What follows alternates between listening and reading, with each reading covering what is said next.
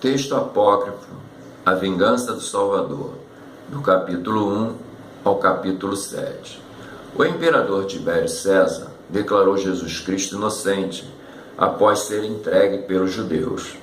Nessa época, Tito era chefe de Estado em uma cidade líbia chamada Burgidala, na região de Equitânia, sob as ordens de Tibério.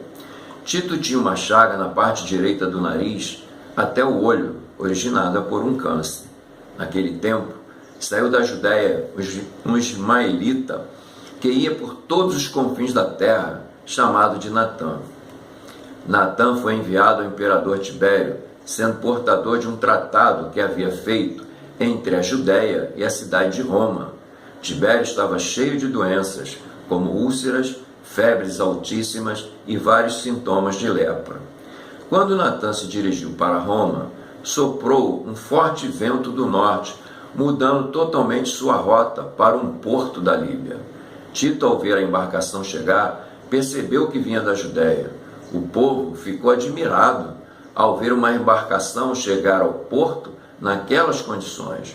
Tito, então, chamou o chefe da embarcação, perguntando quem era ele.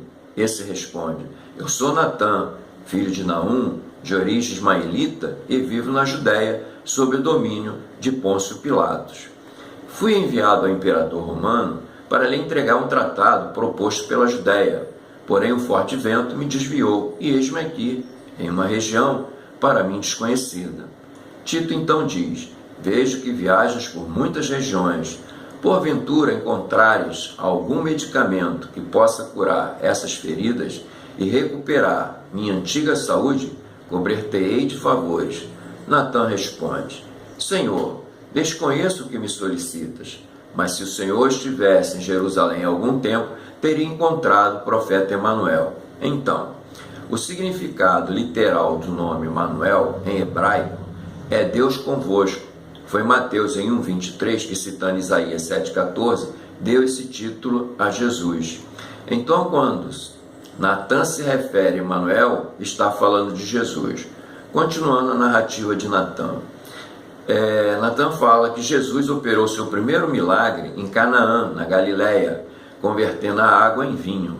E com sua palavra limpou os leprosos, fez o demônio fugir, ressuscitou 3 mortos, libertou uma mulher surpreendida em adultério, condenada pelos judeus a ser lapidada, e uma outra mulher chamada Verônica, que ao tocar suas vestes, ficou curada das hemorragias que sofria desde seus 11 anos, e com 5 pães e 2 peixes, saciou a 5.000 homens, sem contar as mulheres e as crianças, ficando 12 cestos de vinho de sobra. Todas essas e muitas outras aconteceram antes de sua paixão. Depois de sua ressurreição, vimo-lo com o mesmo corpo que havia antes tido. Tiago indaga, ou melhor, Tito indaga: como ressuscitou entre os mortos? Então ele esteve morto? Natã responde: sem dúvida alguma morreu. Foi pendurado numa cruz e depois foi retirado dela. Esteve 3 dias no sepulcro. Depois ressuscitou de entre os mortos e baixou aos infernos, onde libertou os patriarcas, profetas e todo humano com descendência. Depois apareceu aos seus discípulos e partiu a refeição com eles. E finalmente viram-no subir ao céu. De maneira que é verdade tudo quanto vem dizendo-lhes. Eu mesmo vi com meus próprios olhos, bem como a casa inteira de Israel. A afirmação de que Jesus baixou aos infernos é de Paulo de Tarso. No entanto, nenhum dos 4 evangelhos faz qualquer referência a essa insinuação. Tanto que João pergunta a Jesus, no texto apócrifo, a revelação secreta de João: Senhor, aqueles que não souberam caminhar reto, onde estarão as almas deles? Jesus diz: nesses, o espírito desprezível ganhou força, quando eles se desencaminharam pelos desejos insaciados e pelas paixões ainda não dominadas.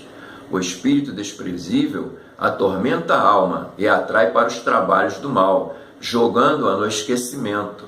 Essas almas, ao deixar o corpo, são presas e jogadas novamente na prisão, até que se libertem do esquecimento através da sabedoria, tornando-se perfeita para ser salva. Essa sabedoria passa pelos ensinamentos de Jesus, despertando a alma para a real verdade. Então, essa não é mais devolvida para a carne da terra.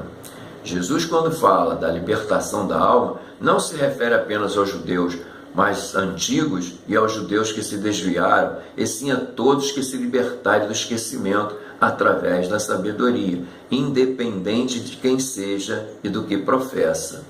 O dito inferno não é um espaço confinado, e sim um estado consciencial do culpado, que se encontra tanto na carne pelas faltas cometidas no decorrer de sua vida corpórea, quanto no espírito pelas faltas cometidas durante sua existência, sendo esse estado de inferno temporal e não eterno. Ao entrarmos na carne, temos a oportunidade de reaprender, escalando os degraus do progresso, cujo todos hão de subir, seja na terra ou em outra morada da casa do Pai.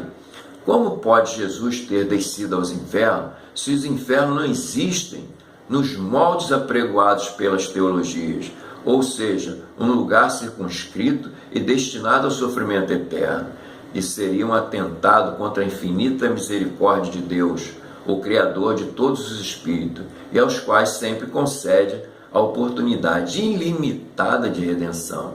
É um equívoco afirmar-se que missionários como Abraão e outros patriarcas e heróis hebreus, ao terminarem suas gloriosas missões na terra, tenham permanecido nos planos inferiores, aguardando o advento de Jesus Cristo, o Redentor, muitos séculos após, para poderem sair desses lugares inferiores, a fim de ascender às regiões elevadas e de se aproximarem cada vez mais de Deus, o Criador de todas as coisas.